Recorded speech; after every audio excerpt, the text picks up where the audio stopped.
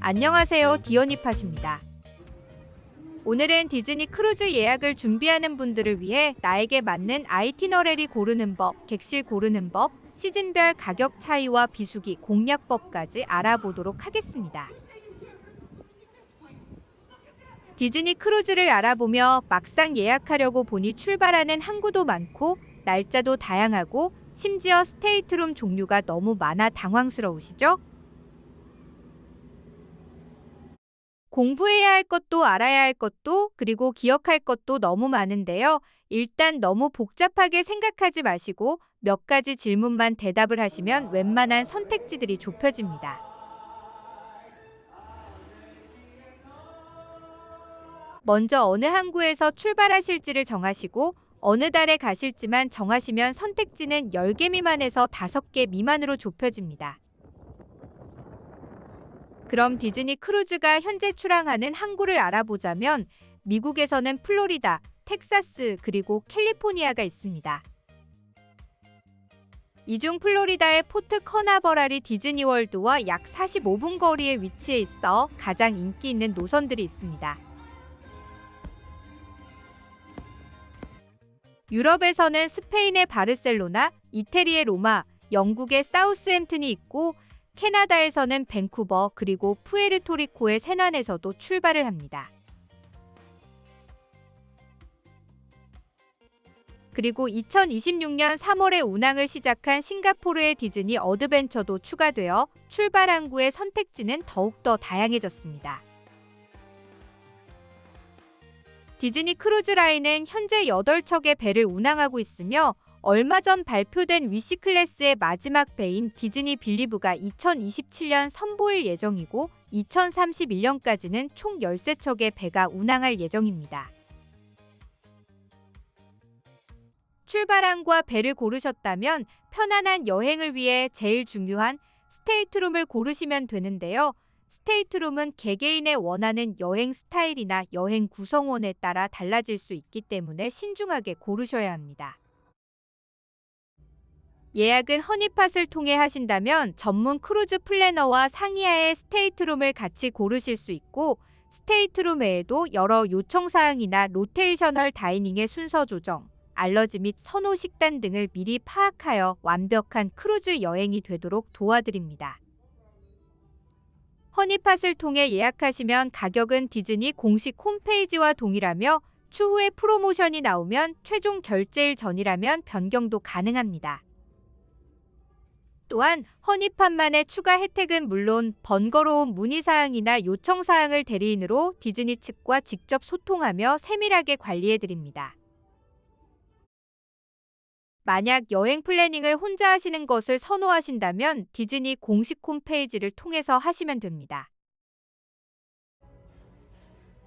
스테이트룸은 아까도 얘기했듯이 여행하시는 분이 선호하시는 여행과 구성원에 따라 달라지지만 주로 미드십이 가장 배에 흔들림이 적게 느껴지며 데크도 낮을수록 안정적입니다.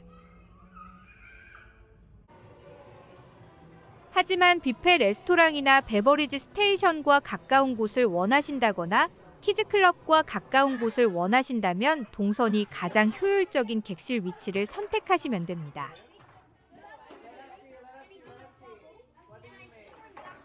또한 엘리베이터와 가까운 스테이트룸은 아무래도 많은 게스트들이 지나가기 때문에 소음이 발생할 수도 있지만 PC 익스텐더나 픽시더스트를 적극 참여하시고 싶으신 분들은 그래도 구석에 있는 방보다는 웬만큼 게스트들이 왕래가 있는 곳이 더 유리합니다.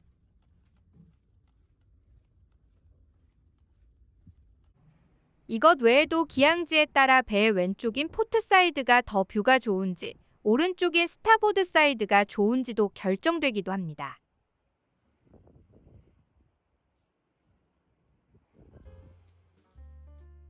보통 분들은 크게 상관은 없으시겠지만 만약 특별히 좋아하시는 특정 캐릭터 테마의 방을 원하신다면 허니팟에게 스테이트룸 번호와 함께 물어보시면 알려드릴 수 있습니다.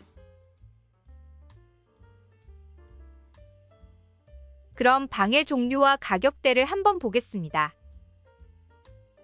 디즈니 크루즈의 방은 스테이트룸이라고 불리는데요. 크게는 4가지 카테고리로 나눠집니다. 창문이 없는 인사이드 스테이트룸, 포트홀이 있는 오션뷰 스테이트룸, 딜럭스 오션뷰 베란다, 그리고 대망의 컨시어지룸이 있습니다. 먼저 한 가지 염두에 두어야 할 것은 모든 크루즈가 그렇지만 크루즈 스테이트룸은 호텔 방과는 크기의 차이가 있고 아주 컴팩트한 방으로 생각하시면 될 것 같습니다. 인사이드 스테이트룸은 최고의 가성비를 자랑하는 룸으로 짧은 노선이나 스테이트룸을 오롯이 잠만 자는 공간으로 생각하시는 분들에게 추천드립니다. 크루즈 여행 대부분을 스테이트룸 밖에서 보낼 예정이신 분들에게 좋을 것 같습니다. 단점은 아무래도 창문이 없다 보니 답답하게 느끼실 수도 있고, 단점이자 장점은 자연빛이 없기 때문에 꿀잠을 주무시다 늦잠으로 이어질 수 있다는 것입니다.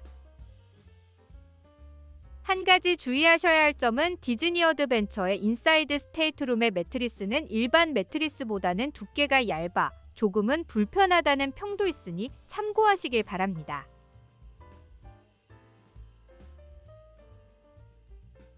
오션뷰 스테이트룸은 열리지 않는 창문이 있는 방으로 가격대는 인사이드 스테이트룸과 베란다 스테이트룸 사이에 있어 중간 등급 객실로 생각하시면 됩니다. 인사이드 스테이트룸보다는 덜 답답하며 창문으로 바깥 상황을 볼 수 있어 확실히 크루즈에 탄 느낌을 받을 수 있습니다. 단점은 아무래도 창문이 열리지 않기 때문에 바깥 공기는 맡을 수 없고, 특정 방들은 경사가 있는 창문이라 호불호가 갈릴 수도 있으니 스테이트룸을 정하실 때 꼭 확인하셔야 할 부분입니다. 또한 대부분의 오션뷰와 발코니 스테이트룸들이 스플릿 베스룸이라 화장실과 샤워가 분리되어 있어 준비하는 데 조금 더 편리한 것 같습니다.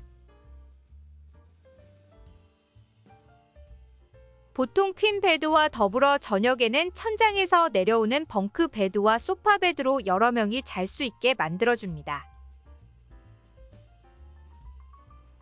베란다 스테이트룸은 프라이빗 발코니가 있는 스테이트룸으로 디즈니 어드벤처를 제외하고는 모두 바다를 바라보는 스테이트룸입니다. 디즈니 어드벤처는 오션뷰 외에도 가든뷰와 리프뷰 스테이트룸도 있으니 어떤 뷰를 갖고 있는지 확인을 하시고 선택하셔야 합니다. 특히 가든뷰는 낮 시간에 공연으로 인한 소음이 발생할 수 있으므로 조용한 위치를 원하시면 오션뷰를 선택하시는 것을 추천드립니다. 발코니에는 딜럭스 패밀리 스테이트룸도 있는데 이 방들은 약 한 평 정도 더 큰 룸으로 조금 더 많은 공간을 원하시는 분들은 이 룸으로 선택하시면 될 것 같습니다. 발코니 방의 단점은 앞서 소개해드린 인사이드 스테이트룸과 오션뷰 스테이트룸보다는 아무래도 가격이 더 비싸다는 것이라 개개인의 여행 예산에 따라 선택하시면 될 것 같습니다.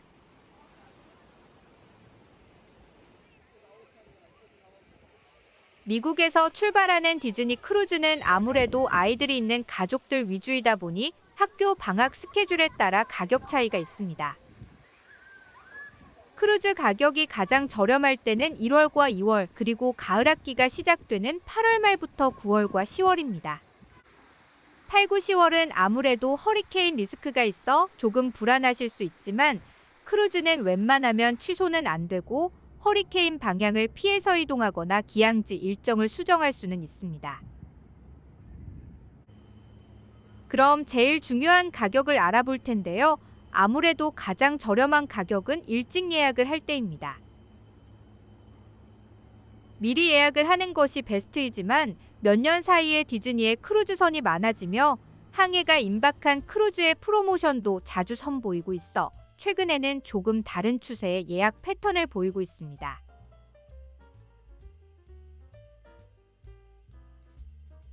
급하게 떠나는 크루즈도 좋지만 적어도 2주 전에 예약하시는 것을 추천드리고, 만약 PC 익스텐더에 꼭 참여를 원하신다면 적어도 2달 전에는 예약을 하셔야 할 것 같습니다. 가격은 화면에 보시면 아시겠지만 날짜마다 차이가 있습니다. 저의 기준으로는 성인이인이 베란다룸으로 예약했을 때 1박에 800불 정도이면 괜찮다고 생각하고 성인 2인과 어린이 2인인 4인 가족은 1박에 1200에서 1300불 정도이면 괜찮다고 봅니다. 베란다 기준이라 인테리어나 오션뷰룸에 비해 조금 더 비싸지만 기준점으로 참고하시면 좋을 것 같습니다. 물론 인기 날짜들은 휴가 프리미엄이 붙어서 훨씬 비쌀 수 있고 선호하는 스테이트룸은 금방 예약이 되어 선택할 수 있는 방들이 줄어들기도 합니다. 또한 알래스카 세일링들은 특성상 플로리다에서 출항하는 크루즈들보다 약간 더 비싸기도 합니다.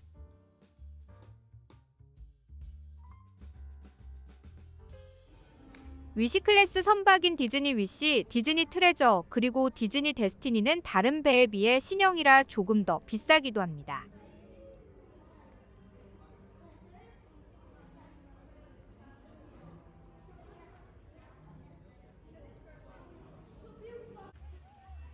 또 한 가지 중요한 건 기항지인데 일단 디즈니의 프라이빗 섬인 캐스터웨이키나 루가우키가 포함된 일정이 가장 좋고 둘 다 포함되었다면 희소성과 인기 때문에 조금 더 비싸질 수 있습니다.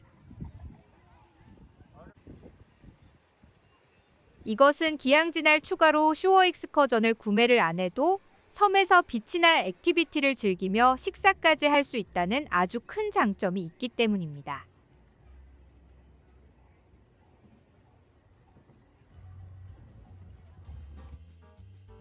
반면 디즈니 어드벤처는 현재 기항지 없이 항해하는 일정인데요. 그래서 그런지 조금 더 저렴한 편입니다. 특히 컨시어지가 미국 출항 크루즈선에 비해서 아주 합리적인 가격인데 심지어 컨시어지 라운지나 컨시어지 게스트만 이용할 수 있는 공간이 많아 혹시 예산에 맞으시다면 이 스테이트룸도 추천드립니다.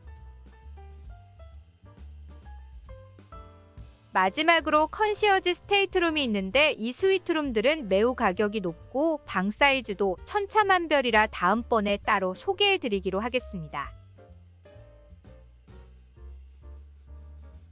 그럼 공식 홈페이지로 개인이 예약하셨을 때 중요하게 보셔야 할 것을 몇 가지 알려드리겠습니다. 원하시는 카테고리를 선택하시면 2에서 3 옵션이 나오는데요. 가끔 개런티드라고 나오는 방들이 있습니다. 이것은 출항 날짜가 다가오면 디즈니 쪽에서 알아서 방을 배정하고 알려줍니다. 이 카테고리의 방은 개런티해주면서 혹시 더 좋은 방이 남으면 그 방으로 업그레이드 형식으로 받을 수 있다는 뜻입니다. 로케이션이 상관없으신 분들은 이 방법을 쓰시는 것도 추천드립니다. 방마다 뷰가 약간씩 다르기 때문에 방을 고르셨을 때 추가적인 설명을 참조하시면 됩니다. 여기 보이시다시피 업스트럭티드 뷰가 있다고 표시되었다면 기둥이나 무언가가 바깥 뷰를 방해하고 있다는 뜻이며 언더사이즈드 베란다는 보통의 베란다보다 조금 작다는 뜻입니다. 즐거운 크루즈 여행을 위해서는 마음에 드는 로케이션에 있는 스테이트룸을 골라 예약하는 것이 매우 중요합니다. 여행 내내 가장 많이 쓰이는 공간인 만큼 여행의 목적이나 취향에 따라 신중하게 결정하시는 것을 추천드립니다. 그럼 즐거운 여행 플래닝 하시고 궁금한 거 있으시면 댓글이나 디어니팟 인스타그램으로 남겨주세요.